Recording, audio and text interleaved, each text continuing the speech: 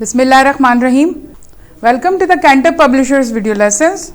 Before starting the lesson, dear students, you must have with you class 8 English textbook, summer pack and resource pack. Resource pack is for parents and teachers guidance. You can also download it from Cantor Publishers official website. We are going to start our lesson from unit 3, the daffodils. SLOs of this lesson are identify and demonstrate function and use of relative pronouns, which, who and that. Demonstrate use of question words. I hope you are familiar with the interrogative pronouns and the relative pronouns, in which we ask question. We start the sentence in form of question by using the word like what, which, who, whom and whose. Now let's start from page number 41 of your textbook. Interrogative pronouns. Interrogative pronouns can also be used as relative pronouns, which may be found in questions or indirect questions.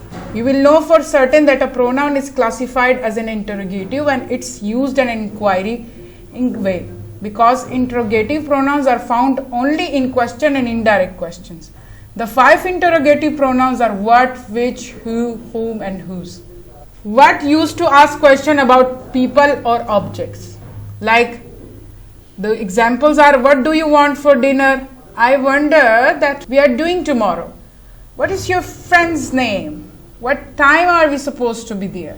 So these are the question with the word what.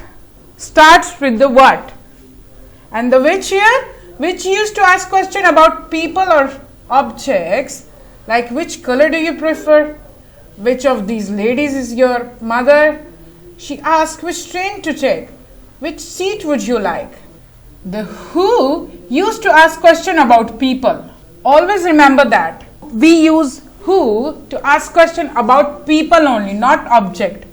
Which is for object and people both here, or what is for both object and people.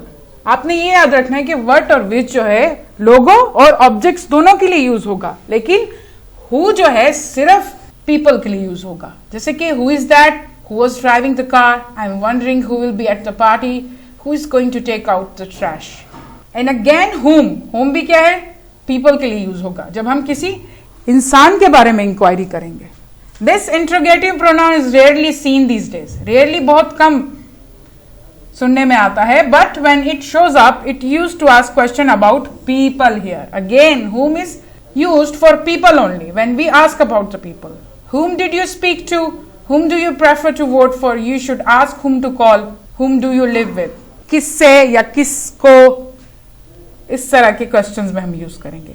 And whose used to ask question about people or objects, always related to the possession. Possession किसी चीज की ownership हो, जब आपके पास आप कुछ चीज possess करते हो. For example, I possess this pen.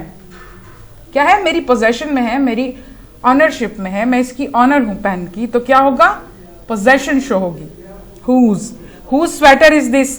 अब यहां पर जो है पोजेशन पूछ रहा है कि ये स्वेटर किसका है. Who is the owner of this sweater, to whom this sweater belong. Relationship show करता है पोजेशन. पोजेशन हमेशा रिलेशनशिप शो करता है टू प्रोनाउंस के दरमियान और नाउन्स के दरमियान, और ऑनरशिप और पोजेशन शो करता है. हुज पेरेंट्स आर दोज, ये किसके माँ बाप हैं. I wonder whose dog knocked our garbage can over. Whose phone is that. So it can be both about people and object. Whose. In some cases interrogative pronouns take on the suffix ever, and a few can also take on the old fashioned suffix so ever, which is rarely seen in writing these days. Suffix मतलब जो हम किसी भी word के and में 2 letters का इजाफा करते हैं या एक syllable का इजाफा करते हैं, उसे हम suffix कहते हैं. जैसे कि ये वर्ड है क्विक और ly होगा suffix, तो ये वर्ड बिल्कुल चेंज हो जाएगा क्विकली. आई होप कि आपने सफिक्स और प्रीफिक्सेस पढ़े हुए हैं. एग्जाम्पल इसकी है जैसे वट एवर. अब वट जो है आपका रिलेटिव प्रोनाउन हो गया और एवर आपका सफिक्स हो गया. Whatsoever, whichever, whoever, whose over, whomever. ये बहुत कम सुनने को मिलता है राइटिंग और रीडिंग दोनों में. तो इंट्रोगेटिव प्रोनाउन या रिलेटिव प्रोनाउन वो प्रोनाउन होते हैं जो क्वेश्चन फॉर्म में होते हैं। ऐसे सेंटेंसेस में यूज होता है जिसमें हम क्वेश्चन पूछते हैं। रिलेटिव प्रोनाउन कौन कौन से हैं आपके? What, which, who, whom and whose. What आपका लोगों और चीजों दोनों के लिए यूज होता है, विच आपका लोगों और चीजों दोनों के लिए, और हु सिर्फ लोगों के लिए यूज होता है, और हुम आपका सिर्फ लोगों के लिए, about people, and whose both for people and object.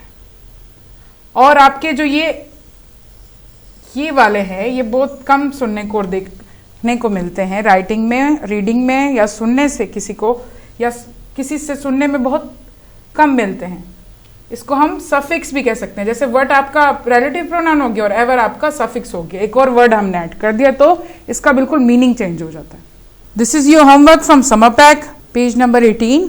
This is also your homework from Summer Pack, page number 19, and we also have an activity here. Find any book you like and read a few pages. Look for the relative pronouns in the sentences. After this, try to differentiate one relative pronoun from the other with examples of your own. कोई ऐसी book ढूंढे जो आपको पसंद हो, उसके कुछ pages पढ़ें, फिर उसमें से जो है look for the relative pronouns. Relative pronouns आपने ढूंढने हैं सेंटेंसेस में से। उसके बाद आपने क्या करना है?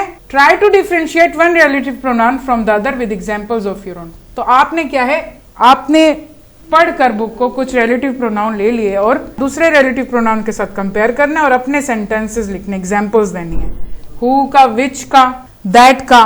फिर पेज नंबर 20 पे आपकी ये वाले क्वेश्चंस भी, ये भी करने। और फिर एक्टिविटी है, arrange a tea party at your home and start a discussion on poverty, गुर्बत पे।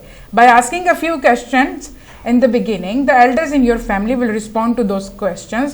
You will write both questions and answers below. आपने क्या करना है? एक टी पार्टी अरेंज करनी है।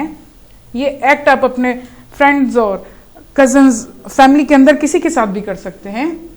आपने एक डिस्कशन स्टार्ट करनी है, किस पे? गुर्बत पे, पॉवर्टी पे। और फिर आपने उनसे कुछ सवाल पूछने हैं। द एल्डर्स अपने बड़ों से सवाल पूछने हैं।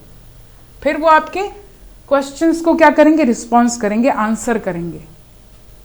आपने दोनों क्वेश्चन और आंसर दोनों लिखने हैं। जो क्वेश्चन आप उनसे पूछेंगे वो भी लिखना है और जो उनका आंसर होगा वो भी आपने लिखना है। I hope dear student you have enjoyed my lesson. Thank you.